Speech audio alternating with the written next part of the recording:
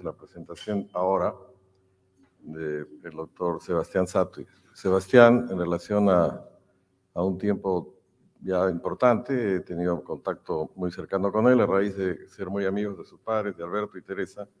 Y en el último año, cuando terminaba Cayetano, participó y me apoyó en una parte de la edición del libro de reumatología que hicimos.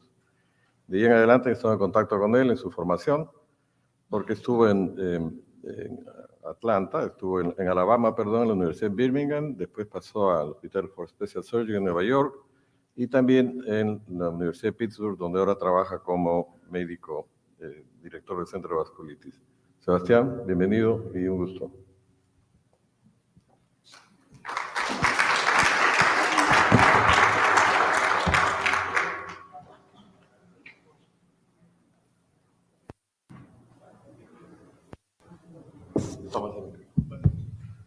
Perfecto.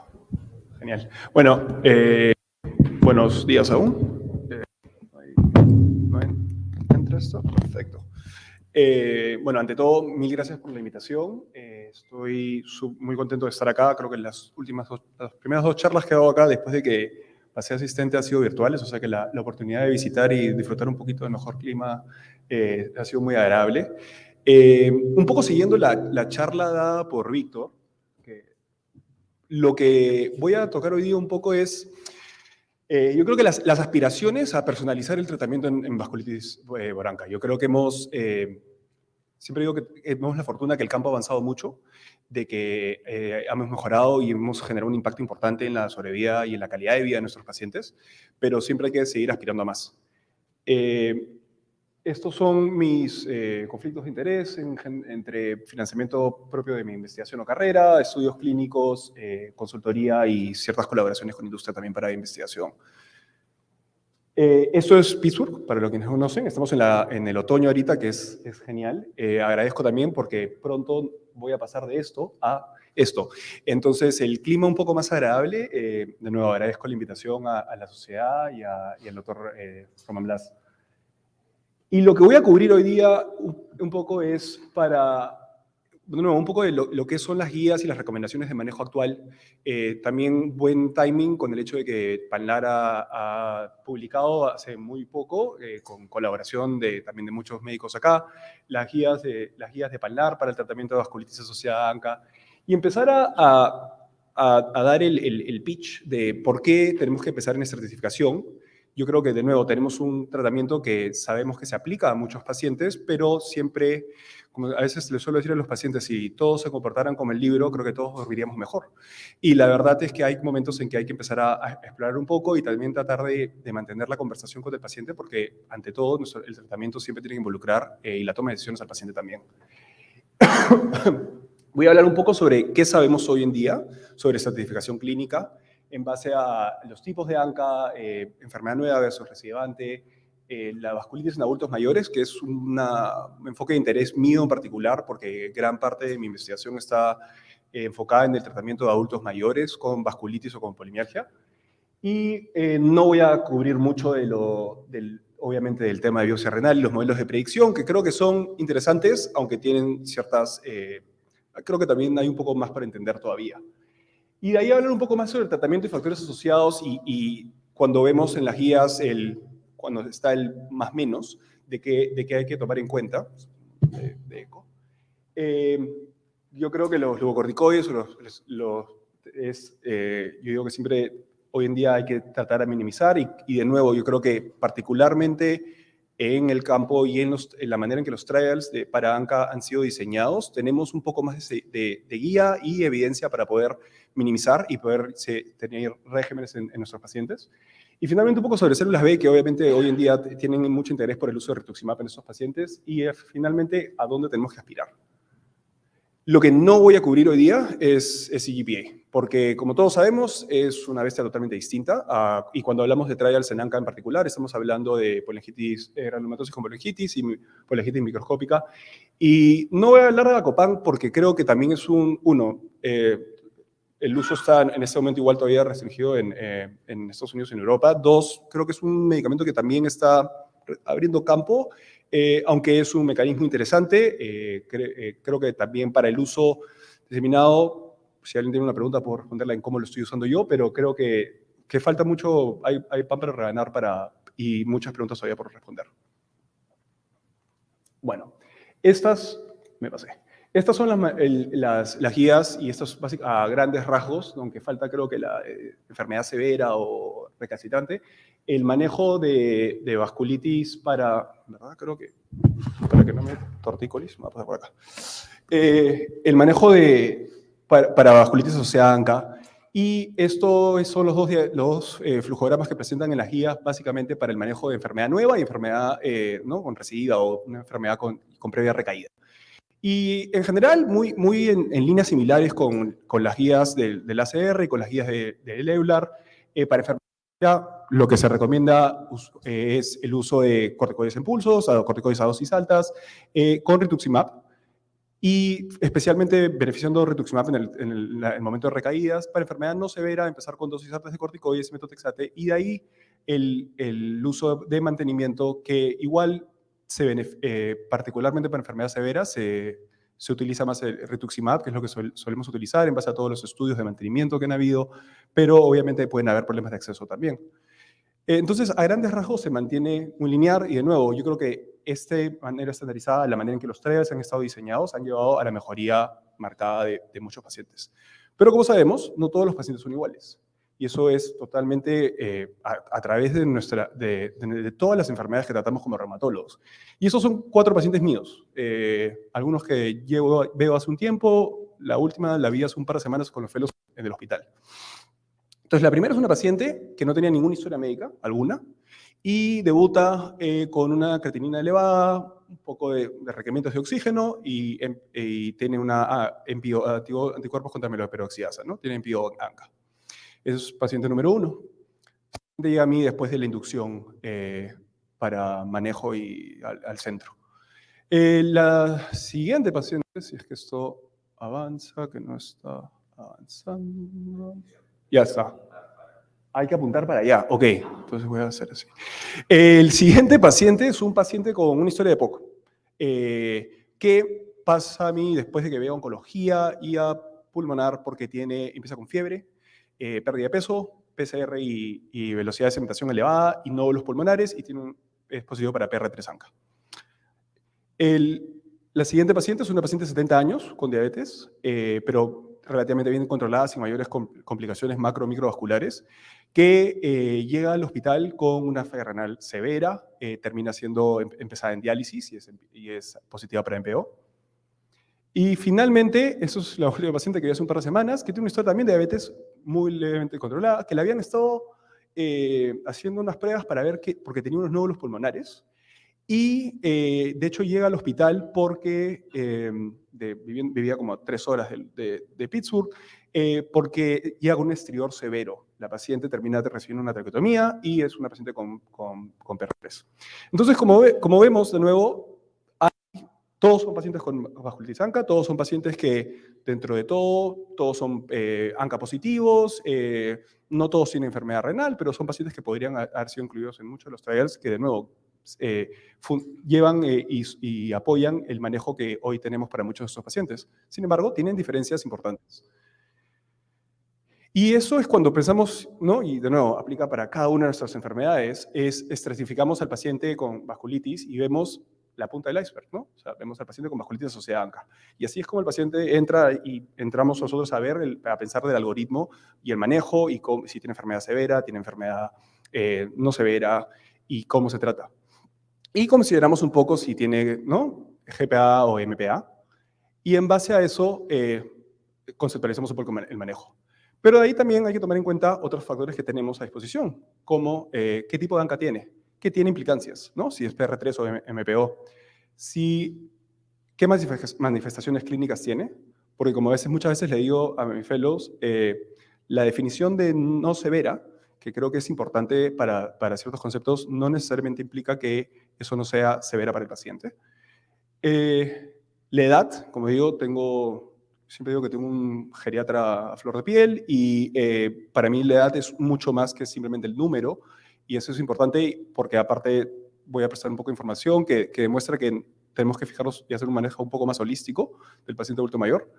Si es un paciente con nuevo diagnóstico recaída, empezar también en pacientes que utilizamos rituximab, empezar a considerar un poco sobre las células B y cuál es la utilidad, especialmente porque hay estudios que han sido, y trials que han sido diseñados viendo reconstitución y utilizando CD19 como marcador. Pero tenemos que seguir viendo más adelante y seguir llegando más al fondo y pensar en proteómica y en genómica. Estamos en esa época para empezar a seguir avanzando y seguir pudiendo certificar y informar el manejo de nuestros pacientes. Me pasé una. Ya.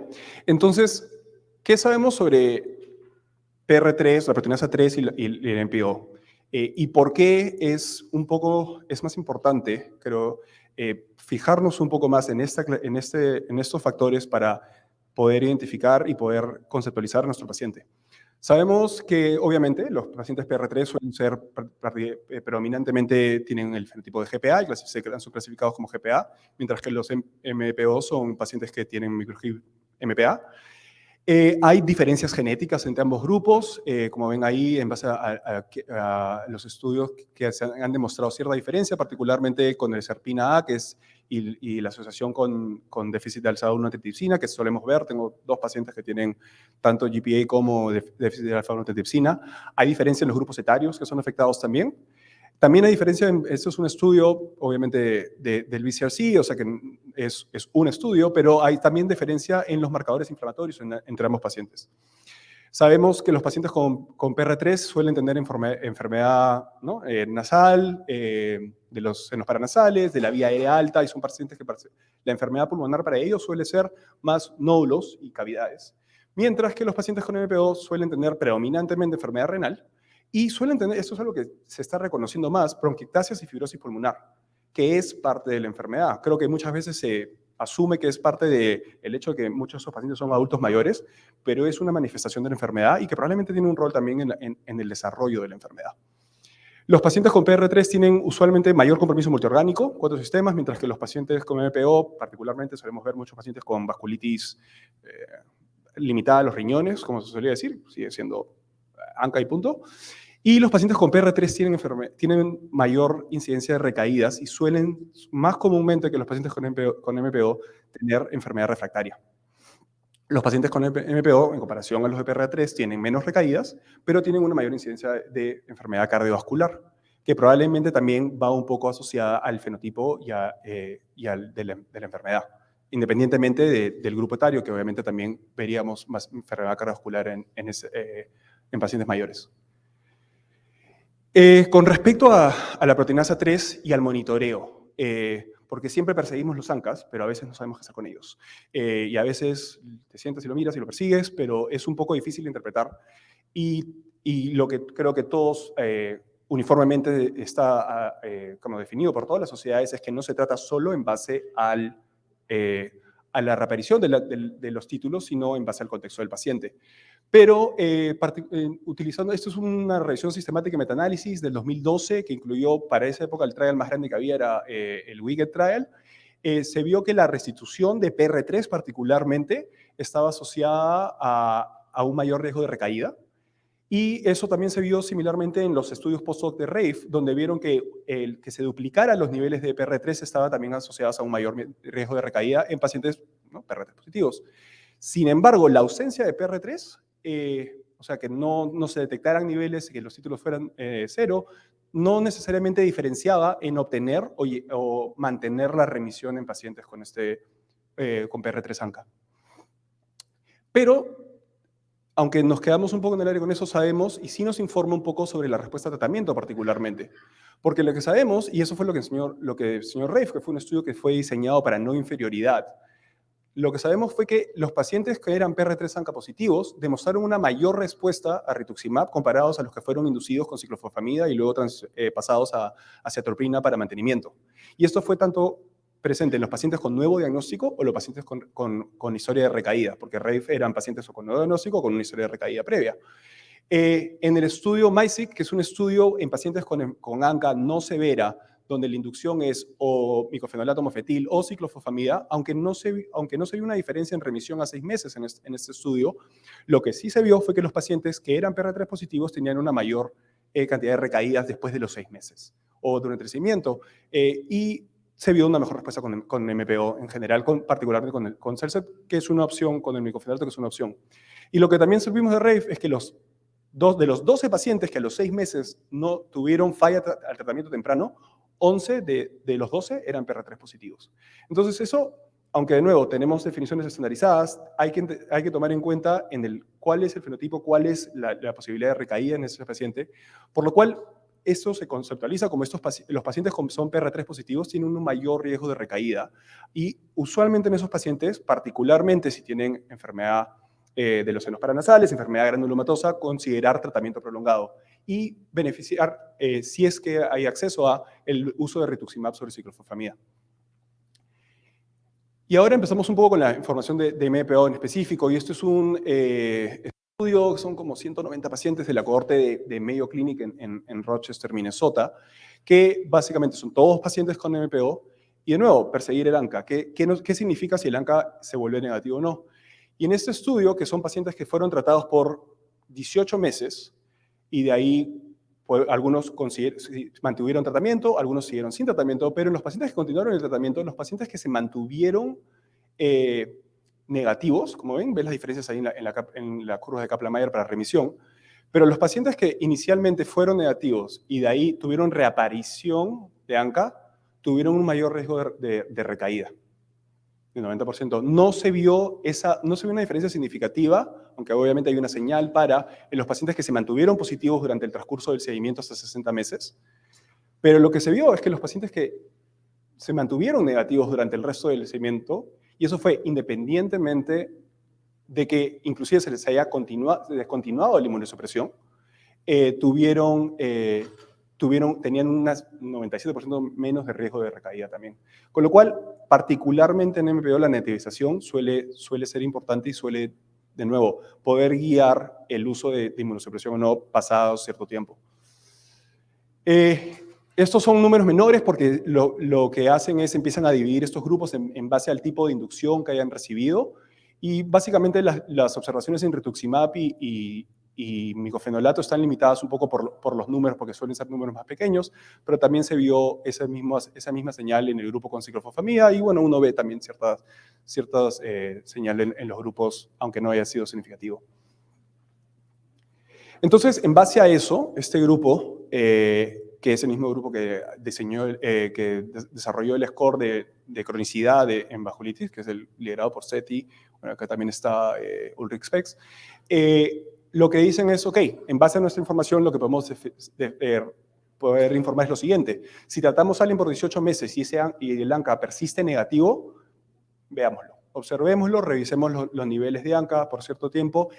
En caso de reaparición, reevaluar y ver si necesariamente hay que reinducir. Yo personalmente, si el paciente está estable, la función renal está estable y el ANCA se vuelve un poco positivo, probablemente lo vería más cercano, pero no necesariamente voy a reinducir con rituximab.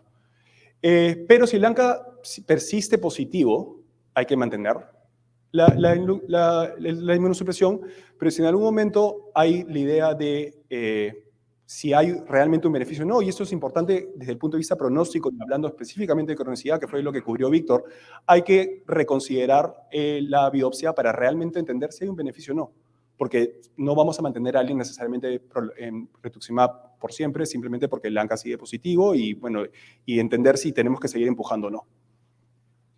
Y esto es otra cohorte, que es un estudio, como un estudio aleatorizado simulado utilizando la cohorte del Mass General, donde son tantos pacientes PR3 y MPO, pero lo que ven es que, de nuevo, la negativización de los títulos está asociada a un menor riesgo de recaída, que fue lo mismo que vieron en el estudio de Mayo. Y ese riesgo disminuido estaba particularmente llevado por los pacientes que eran MPO y por los pacientes que habían recibido tratamiento con rituximab. Sin embargo, esa diferencia y haber negativizado no necesariamente estuvo asociado ni con el composite outcome de falla renal terminal o muerte, y ni siquiera cuando lo vieron de manera independiente. Con lo cual, obviamente también hay que entender que parte de esta mortalidad puede haber sido llevada por otros factores, parte también de la falla renal, tomando en cuenta la población que se ha afectado usualmente por MPO. Entonces, de nuevo, son herramientas que podemos utilizar un poco en clínica para empezar a conceptualizar un poco el manejo. Enfermedad nueva versus recaída, yo creo que eso ya tenemos, y de nuevo, Rafe creo que fue el que terminó de sellar un poco el tema. Sabemos que el nuevo diagnóstico, particularmente, es comparable el uso de rituximab y ciclofosfamida, con la excepción de pacientes que son PR3 positivos, que favorece el uso de rituximab. Hay una serie de estudios, también probando, hay un Target Trial Emulation del grupo francés que fue publicado en JAMA hace creo que 6 meses. Hay otro por el mismo grupo del Mass General también, que se acaba de salir, inclusive al corto plazo, que demuestra que hay comparabilidad. Hay otro también, creo que publicado en Annals of Rheumatic Disease recientemente por el grupo japonés. Pero, con respecto a la recaída, y de nuevo esto es información de los 20.000 post-hoc análisis de Rafe, sabemos que rituximab es superior en inducir remisión en general, particularmente de nuevo, estos son pacientes PR3 los que tuvieron mayor número de recaídas. Las recaídas no severas hasta 18 meses, el 35% de esos pacientes entraron a remisión y el 70% que tuvieron una segunda recaída, los que fueron reinducidos con rituximab, igual tuvieron un tiempo más prolongado hasta su segunda recaída.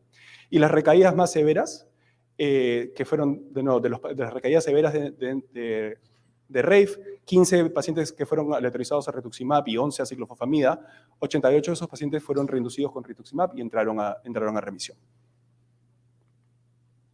Ahora, adultos mayores, y esta es la parte que tengo yo mi interés personal, pero, y eso es una de las partes donde también, creo que el geriatra en mí, o geriatra aficionado en mí, lo que últimamente se está viendo y se está conversando mucho, particularmente del grupo europeo, utilizan el término de edad y fragilidad como si fueran intercambiables, que no lo son, y yo creo que cada vez que un geriatra escucha eso probablemente le da un stroke. Y es importante, ¿por qué? Porque inicialmente también había mucha preocupación sobre la inducción en estos pacientes adultos mayores, y poco a poco se empezó a ver que efectivamente respondían y que entre todo era tolerancia con el entendimiento y con la evidencia que demuestra que sí, hay un aumento de mortalidad temprana, particularmente en adultos mayores, entre los 6 y 12 meses, hay mayor daño en estos pacientes, y estos forest plots y estas gráficas son parte del estudio de DCVAS, donde comparan a los pacientes con ANCA menores de 65, mayores de 65. DCVAS es un estudio que llevó a la formación de los nuevos criterios de clasificación. Fue un estudio global, hubo representación de distintos países, incluido Perú, si mal no recuerdo. Y también hay estudios que demuestran que hay cierto menor riesgo de recaída en pacientes adultos mayores, pero yo creo que particularmente eso está llevado por el hecho de que muchos de estos pacientes son MPO. Mi interés, particularmente con respecto al concepto de edad, es que cuando nosotros hablamos de edad cronológica, que no es necesariamente lo mismo de la edad biológica. Y la edad biológica es un mayor predictor y están mayor asociados a todas las complicaciones que queremos evitar en nuestros pacientes, particularmente infecciones y mortalidad.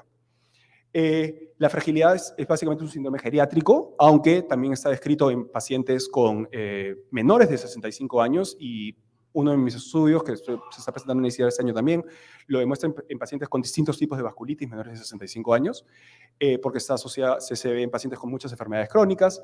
Está definida como un síndrome básicamente de una pérdida de la reserva fisiológica, que nos predispone a esta capacidad de rebotar de cualquier tipo de estrés y que nos predispone a efectos adversos, mortalidad, morbilidad y peor calidad de vida. Hay distintas herramientas, muchas de ellas que realmente se utilizan más en investigación, pero hay escalas mucho más simples como la escala de Frail, que está validada en español, que son 5 preguntas que el paciente puede responder literalmente en 3 minutos, que lo utilizan en algunos estudios. Y hay otras medidas proxy, como por ejemplo la velocidad de caminar o pararse de una silla, que utilizan para la identificación adecuada de la fragilidad en pacientes adultos mayores o pacientes con enfermedades crónicas.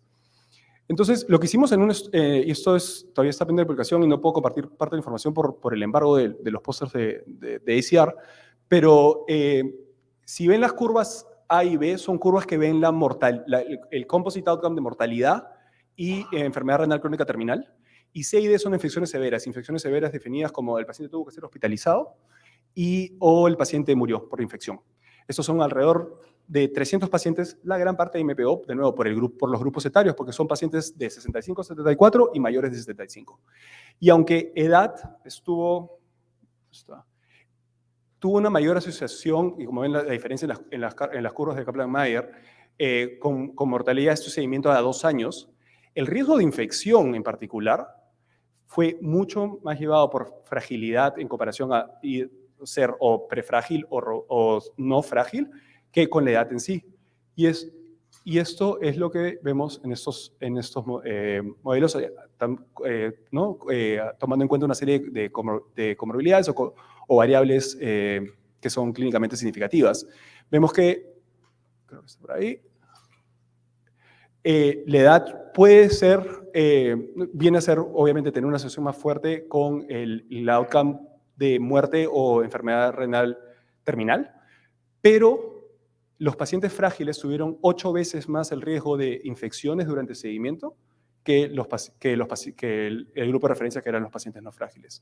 Con lo cual, de nuevo, el concepto de edad o el concepto creo que necesita particularmente en nuestros pacientes una evaluación un poco más holística. Lo interesante de esto es que aunque se ve que este exceso está obviamente en infección, en los pacientes en el riesgo de infección y particularmente asociado y uno esperaría que este efecto viene a ser mayor en el grupo que es mayor de 75 en comparación del grupo de 65-74. De hecho, el mayor efecto de la fragilidad sobre el riesgo de infección, inclusive una señal para muerte y enfermedad renal crónica terminal, el mayor exceso de riesgo estaba en el grupo de 65-74 cuando hicimos un análisis por interacción.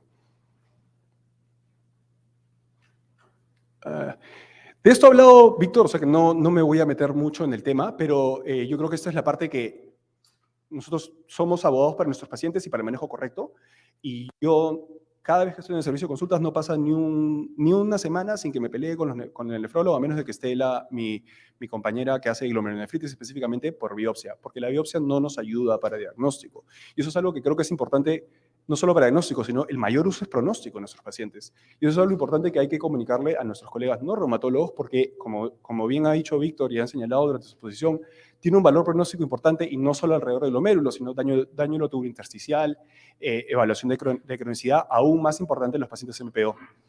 Hay muchos modelos de predicción, definitivamente sí, el ANCA Renal Risk Score, que es el de BRICS, es el que ha estado más utilizado, pero muchos de ellos son en cohortes pequeñas, centro único, homogéneas, pero más que todo retrospectivos. Y ahí es en la parte que sí estoy de acuerdo con el doctor Calvo, que el problema es si hay un paciente que está en falla, que está en diálisis y realmente quiere saber y reevaluar si va a haber un beneficio o no de seguir inmunosuprimiendo, en ese paciente yo creo que no hay discusión de que la biopsia te va a dar y que estos scores sí pueden influir en el manejo y en la toma de decisiones. Ahora, en el paciente que no está en esa situación extrema, todos esos estudios han sido retrospectivos. Y cómo esto se implementa e influye en la toma de decisiones, creo que es la parte que todavía nos falta un poco entender. Pero obviamente es difícil porque para eso tienes que plantear algún tipo de estudio donde estás implementando esto y estás viendo prospectivamente los outcomes. Y es complicado por los mismos puntos que ha puesto Víctor. La capacidad de poder hacer estas evaluaciones, de que sean homogéneas, de que la clasificación sea adecuada para poder realmente, y aparte del factor tiempo, ¿no? Y ahora paso un poco a creo que las dos cosas que yo creo que también, aparte de rituximab, en 2010 ha cambiado mucho el manejo. Estos son dos puntos importantes, plasmaferesis y glucocorticoides, que han realmente cambiado y han sido, creo que, actualizadas homogéneamente a través de todas las guías de manejo. No voy a hablar del estudio MEPEX, porque MEPEX es que nos lleva a PEXIVAS, que es el estudio más grande de vasculitis que se ha hecho, tomó 10 años. Y todos sabemos de PEXIVAS. PEXIVAS se publicado en el 2020 en el New England, que básicamente lo que hizo fue, tuvo a 704 pacientes que fueron randomizados en un estudio factorial 2x2. Unos recibían plasmaferesis, otros no lo recibían, unos recibían corticoides a dosis estándar, otros recibían corticoides a dosis bajas. Con respecto a plasmaferesis específicamente, en el outcome principal que era muerte o enfermedad renal crónica terminal, no se vio un beneficio, ni siquiera al seguimiento en un año. Y esto no se vio ni siquiera en los análisis de sensibilidad y tampoco en los distintos subgrupos, aunque empiezan a haber algunas señales que vale la pena mencionar y creo que ha hecho revisitar un poco el tema con un par de slides que voy a mencionar después. Vemos que en los pacientes que o necesitaban diálisis inicialmente o pacientes que tenían una falla renal importante como una creatinina de 5.6 o mayor, había cierta tendencia a beneficio. También en pacientes adultos mayores, aunque creo que ahí y hay cierta información que como va un poquito en... Y La pregunta del millón que todo el mundo tiene, especialmente el intensivista o el... Ahora no funciona. Ahí está. O el neumólogo es hemorragia alveolar difusa. Y como vemos ahí, o sea, ese intervalo de confianza básicamente va por toda la pantalla. Y el problema es que, claro, los pacientes con enfermedad alveolar difusa severa, dentro de PEX-IVAS, eran un grupo pequeño. Lo que hace Walsh es, ok, hay que meter nuestros números para estos subgrupos. Entonces hace una revisión sistemática y metaanálisis que fue publicada el año pasado en BMJ. Y primero ven el outcome de mortalidad. Y lo que ve, incluido ahí estoy viendo, ahí está PEX-IVAS, ahí está MEPEX, y ahí son estudios más pequeños. No hay ningún beneficio con respecto a mortalidad en el uso de plasmaféresis. Pero con el outcome de insuficiencia renal crónica terminal a 12 meses, se ve cierto beneficio. Sin embargo, también se ve un aumento importante del riesgo de infección, que esta señal ya se había visto en PEX-IVAS también, y está totalmente, ¿no? Se ve también en este metaanálisis. De ahí donde viene a empezar a tratar de también identificar a los pacientes que están en mayor riesgo de falla renal terminal que podrían beneficiarse de esta intervención. Este es un estudio de los franceses, donde básicamente de manera retrospectiva, y esa es de nuevo una de las limitaciones de todos estos scores que se desarrollan, identifican cierta población que de manera retrospectiva inicialmente no ven ningún beneficio en el objetivo primario de muerte o enfermedad renal crónica terminal. Sin embargo, generan un par de scores utilizando o biopsia renal o un score solo en base a partes clínicas para poder identificar un subgrupo de pacientes que podría beneficiarse de plasmaféresis en este caso. Particularmente son pacientes que vienen a ser o pacientes con fenotipo MPA, pacientes menores digo, y bueno, ciertas características, peor enfermedad renal obviamente al diagnóstico, y utilizan el score de Briggs también dentro de esta fórmula. Sin embargo, obviamente eso también necesita validación. Con respecto a la hemorragia alveolar, sabemos que es probablemente una de las manifestaciones que están asociadas severas a la mayor mortalidad de nuestros pacientes. Y obviamente los estudios observacionales previo a esto, primero el estudio que empujó al uso en HDA fue un estudio de 20 pacientes de Chapel Hill, de los cuales 19 sobrevivieron, pero ahí Mayo tiene un estudio también retrospectivo, 73 pacientes, mejor definido, mejor controlando para variables y otros confusores, donde no ven ningún tipo de beneficio y donde la información sigue siendo limitada. Yo creo que en el beneficio de estos pacientes, un paciente que está severamente enfermo, y por eso es que las guías dicen se puede considerar, pero de nuevo lo que sabemos es, no nos queda totalmente en claro si hay un beneficio o no, y eso es algo que hay que tomar en cuenta, visto el riesgo también. Y estas son las recomendaciones que me toca actualizarla, apanar en esta tabla, pero básicamente donde estamos es en contra en primera línea, en ambos casos, pero particularmente en compromiso renal, considerar plasmaféresis en pacientes con alto riesgo de enfermedad renal crónica terminal, entiéndase pacientes que tienen creatininas de 3.6 o más, pacientes que tienen enfermedad renal crónica previa, o pacientes que en su debut necesitan hemodiálisis.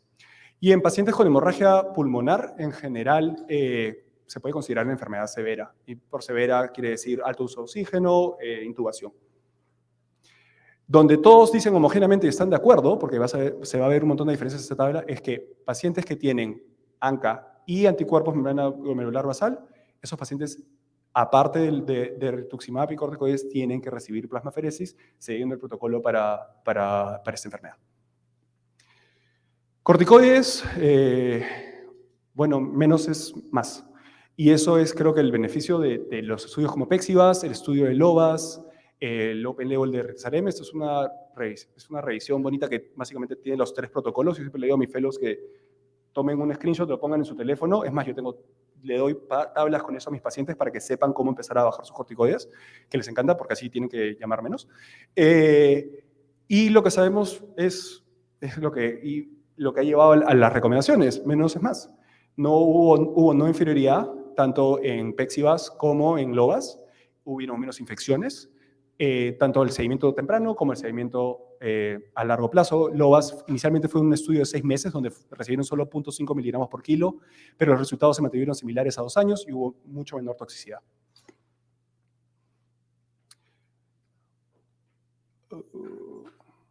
Y finalmente, las células B, que creo que ha sido el intento, no sé cómo estoy de tiempo, pero el intento de poder personalizar un poco más el tratamiento, y este fue Menritsan 2, donde los franceses lo que hacen es autorizan a alguien a recibir rituximab a dosis fijas cada 6 meses, o rituximab en base a reconstitución de células B o ANCA. Y lo que inicialmente vieron fue que no hubo diferencias a los 28 meses en recaídas, ni tampoco en ninguno de los outcomes secundarios, y que obviamente la gente que estaba recibiendo rituximab en base a la reconstitución de estos factores recibía menos rituximab. De ahí viene, lo único que siempre, eso también es el otro factor a recordar siempre, es que ninguno de nuestros marcadores son perfectos. Y 4 de los pacientes que tuvieron recaída en este trial eran pacientes que no tenían células B detectables y que eran ANCA negativos. En Menritsan 3, lo que hacen es esos pacientes que llegan, los terminan randomizando o recibir rituximab a dosis fijas por 28 meses más o a placebo. Y no es una sorpresa, pero obviamente los pacientes que recibieron tratamiento tuvieron menos recaídas. Tanto recaídas mayores como recaídas menores. Entonces, queda un poco en el aire de qué pasó o qué hay que hacer, y la pregunta que siempre todos tenemos es de cuánto tiempo hay que tratar. Pero lo que ya hicieron, y esta información creo que no se ha publicado, pero la presentaron en el meeting de vasculitis en Irlanda en el 2022, es que se dieron cuenta que los pacientes que tuvieron recaída, o sea, Menritsan 2 reciben o el como que ajustado a los valores o el fijo. Llegan y son randomizados a fijo o placebo. Que realmente la gente que tuvo recaídas durante los siguientes 18 meses fueron los pacientes que recibieron el menos rituximab, o sea, el ajustado a los valores. Con lo cual, por eso es que se está beneficiando todavía y se está favoreciendo el uso de intervalos fijos. Obviamente eso se ajusta de base al paciente. Y hay hoy en día, aunque todavía esto no sé cómo va a llegar, pero las células CD19 es un pool de distintas células y hay distintos marcadores o distintas subpoblaciones que pueden ser probablemente más importantes para el resto de recaídas. Eso es un estudio de Mayo, donde ven que particularmente los plasmablastos que son PR3 positivos autorreactivos son los que llegan a correlacionar mejor en pacientes que están recibiendo rituximab.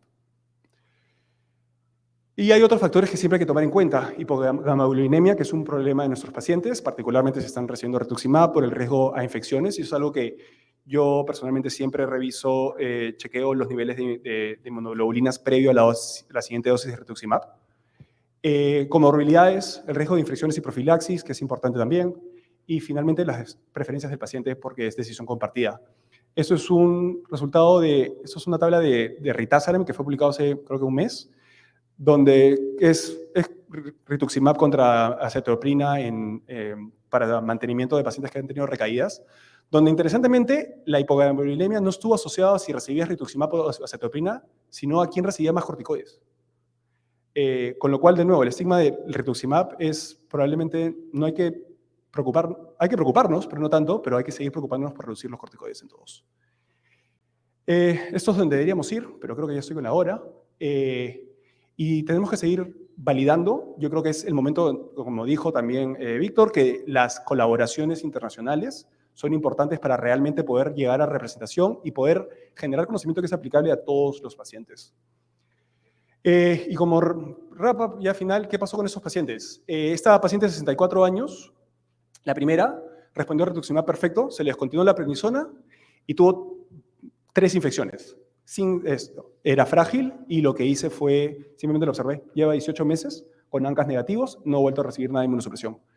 El siguiente paciente que tenía los nódulos pulmonares y todos síntomas inflamatorios, tuvo muy buena respuesta, pero a los 5 meses, antes de su siguiente ciclo de rituximab, tuvo una recaída. Se le reindujo y ahora le estoy dando cada 4 meses, por lo menos el primer año, siguiendo más el protocolo de Ritazaran, porque hay gente que reconstituye más rápido y él reconstituyó. La siguiente paciente salió de hemodiálisis, ella necesitó diálisis, tiene los MP2 levemente positivos, pero ella estuvo en diálisis y se salió. Y aunque con el miedo de infecciones, le estoy dando rituximab a dosis bajas, 500 miligramos a 6 meses. Y la última paciente con enfermedad ¿no? subglótica, esa paciente va a recibir rituximab por un tiempo, porque es una complicación severa que, aunque a veces clasificada como, bueno, no necesariamente a veces clasificada como severa, lo es. Esa paciente tiene una traqueotomía antes estando sin ningún problema. Entonces es un resumen, pero creo que ya estoy con el tiempo, simplemente para decir que creo que donde estamos es un lugar espectacular para los pacientes con ANCA y para nuestra capacidad de ayudarlos. Sin embargo, hay que seguir generando evidencia para poder llevar un manejo personalizado, que es donde están los oncólogos y queremos creo que todos llegar. Hay cierta información que nos puede ayudar en el día a día, pero hay que seguir generando más, hay que seguir colaborando para generar conocimiento y para ayudar a nuestros pacientes. Y si avanza el slide. Gracias, aunque salió una flor rara.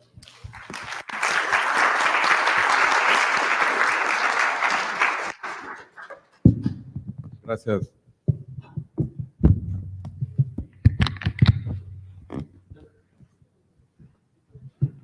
Gracias, doctor Satui.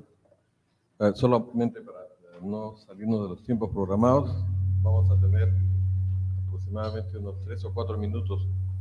Como decía un antiguo amigo, mi profesor, el doctor Filicani, voy a valerme de que soy moderador para hacer la primera pregunta.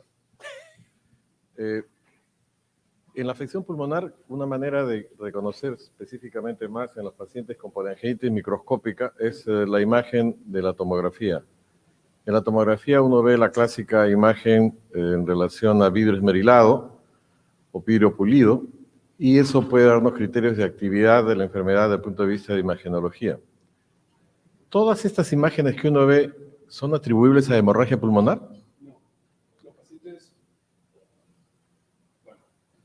Sí, en realidad esa es la respuesta que quería escuchar. La respuesta es no. El fenotipo fibrótico es mucho más característico de los pacientes, no es hemorragia alveolar difusa, y como se dice, o sea, yo creo que también tiene probablemente algo.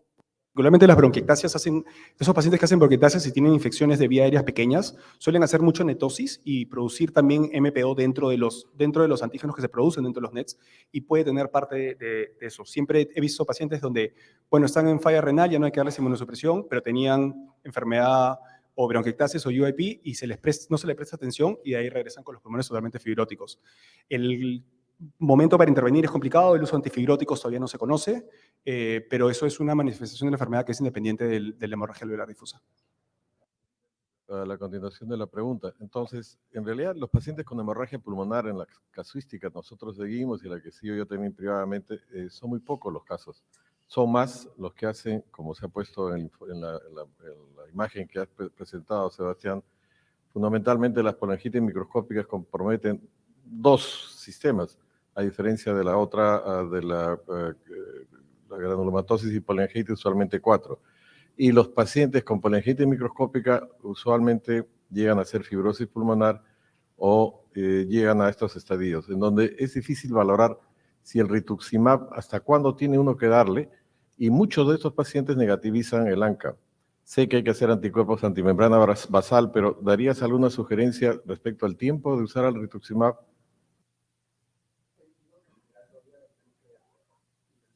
Creo que un tratamiento de por lo menos 2 años, que es lo que en general se está haciendo. Pero como he mostrado ahí, tengo una paciente con MPA que estuvo mal, pero simplemente mi approach en este momento es no tocarla, porque después de neumocistis, esofagitis por herpes y MI, y está tranquila. Entonces, por eso creo que nos falta un poco, pero en general el approach sigue siendo, y la recomendación, 2 años, particularmente en pacientes con mayor riesgo de recaídas. Serie de más o menos 4 pacientes que están en 10 años. Y de estos pacientes, 3 de ellos, en relación a la terapia crónica con rituximab y no encontrar información por la reactivación, 2 hicieron actividad de la enfermedad y desgraciadamente se complicaron con uno con esta, antes se llamaba Perovigi, ¿cómo es el nombre? Recuérdame. Perovigi, la bacteria que se le da Bactrim.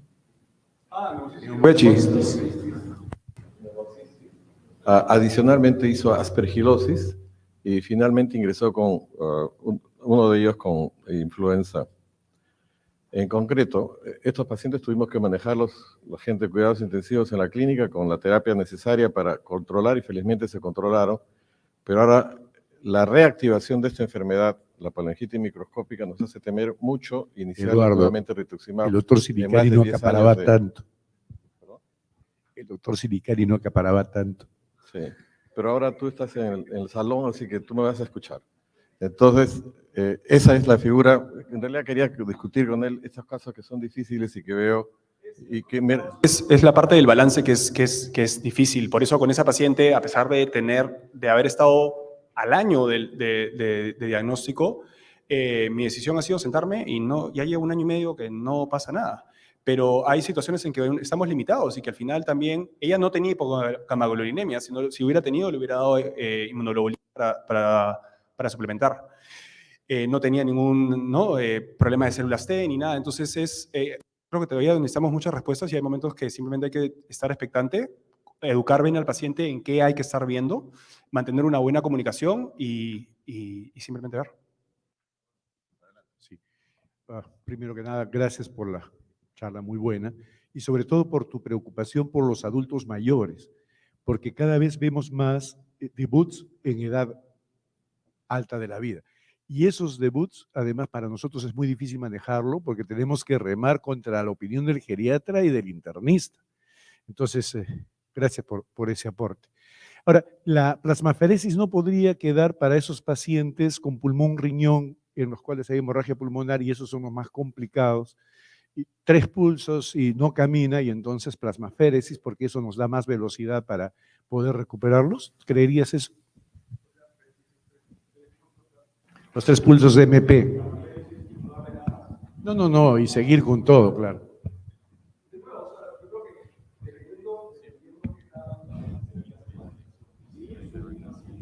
Viene con una creatinina de 2, no tiene enfermedad y tiene hemorragia alveolar como la primera y está en 2 litros por cánula. Yo personalmente no. Si es un paciente que está sumamente enfermo, creo que la discusión es distinta y eso es, de nuevo, son esos casos severos donde es en contra del uso rutinario, pero hay casos en que puede haber beneficio. Lo que yo siempre digo es, y siempre le hago acordar porque dicen, pero no es un medicamento, eso se va. Meterle un catéter enorme a un paciente y una vía importante, o sea, sabemos que hay infecciones, no es una intervención inocua tampoco. Entonces, yo creo que tenemos que seguir personalizando, probablemente pacientes severos sí, pero en un paciente que está lejos de la diálisis, que está en el piso en vez de la UCI, yo a los hematólogos del banco de sangre los mantengo bien lejos. Es una opción. Sí, el Five Factor Score de los franceses, que siempre hay que acordarnos que el Five Factor Score, que tiene 2 versiones y que aparte que es cuando hacían las vasculitis necrotizantes, que es obviamente un grupo de poliarteritis nodosa, tenían EGPA metidos, probablemente no es tan específico, pero todavía tiene uso. Yo personalmente lo utilizo mucho más en pacientes con EGPA, donde creo que tiene un poco más de validez, pero en GPA y en MPA no lo suelo utilizar tanto en el día a día. En EGPA, particularmente en la revisión, tiene características muy importantes como neuropatía y la parte cardíaca, que ahí sí, eso en cada paciente yo a mi fe los tengo que cuando me presentan me lo calculan de frente, o sea, y tiene que ser parte de la presentación. Muchas gracias, doctor Saty. Muchas gracias a todos ustedes por su presencia y esperar este tiempo.